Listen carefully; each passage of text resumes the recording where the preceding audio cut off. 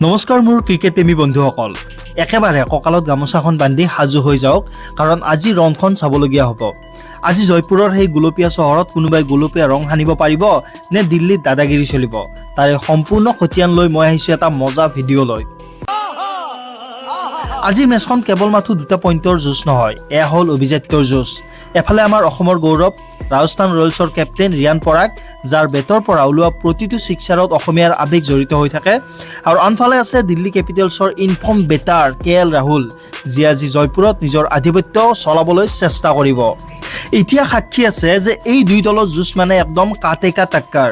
এতিয়ালৈ দুয়োটা দলৰ মাজত মুঠ মুখামুখি হৈছে 30খন খেল অনুষ্ঠিত হৈছে দুয়োটা দলৰ মাজত, আৰু ৰাজস্থান ৰয়েলছৰ জয়লাভ কৰিছে 15খন মেচত আৰু দিল্লী কেপিটেলছৰ জয় হয় 15খন, মানে ফলাফল একদম 50-50। অৱশ্যে মনত ৰাখিব লাগিব জয়পুৰত বাঘক হৰুৱাটো ইমান সহজ নহয়, কিন্তু তাত ৰাজস্থানক হৰুৱাবলৈ যোৱা মানে হ'ল কেঁচা আমৰ সোৱাদ বিচাৰি মৌচাকত হাত দিয়া। পিচ ৰিপৰ্টত যদি ক'ব বিচাৰোঁ স্পিনৰ ভাজ হ'ব নে বেটাৰৰ ধুমুহা। জয়পুৰৰ পিচখন আজি অলপ শুকান হোৱাৰ সম্ভাৱনা আছে। কুলদীপ যাদৱ আৰু অক্ষয় পেটেলৰ চাগে বলটো জেপৰ পৰা নহয় যাদুকৰৰ টুপিৰ পৰাহে উলিয়াব। কাৰ শক্তি বেছি চাওক, ৰিয়ানৰ কেপ্টেইনক আৰু যশস্বীৰ ওপৰত আমাৰ সম্পূৰ্ণ ভৰসা আছে।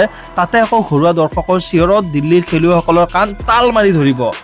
আনফালে দিল্লী কেপিটেলৰ KL ৰাহুল যদি আকৌ পিছত আঠা লাগা দি লাগি ধৰে তেন্তে ৰাজস্থানৰ বাবে চিন্তাৰ বিষয় হৈ পৰিব। মোৰ ভৱিষ্যতবাণী আজিৰ ফৰ্ম আৰু জয়পুৰৰ গৰম বতাহৰ হিচাপত ৰাজস্থান ৰয়েলছৰ জিকাৰ সম্ভাৱনা 65% আছে আৰু দিল্লী কেপিটেলছৰ জয়ী হোৱাৰ সম্ভাৱনা 35% আছে। এতিয়া আপোনালোকে কি ভাবে আজি জয়পুৰৰ সেই গোলপীয়া পিটছত ৰিয়ানে 50 কোবাব নে 100? সেইটোতো বাৰু সময়ে ক'ব, কিন্তু মোৰ বিশ্বাস আজি জয়পুৰত আমাৰ ৰিয়ান পৰাগে বিহু নাচিব। আপোনালোকে কি ভাবে কমেণ্টত জনাওক, আৰু আমাৰ অসমীয়া ল'ৰাটোক উৎসাহ দিবলৈ চেনেলটো ছাবস্ক্ৰাইব কৰিবলৈ নাপাহৰিব। ধন্যবাদ। জয় আই অসম।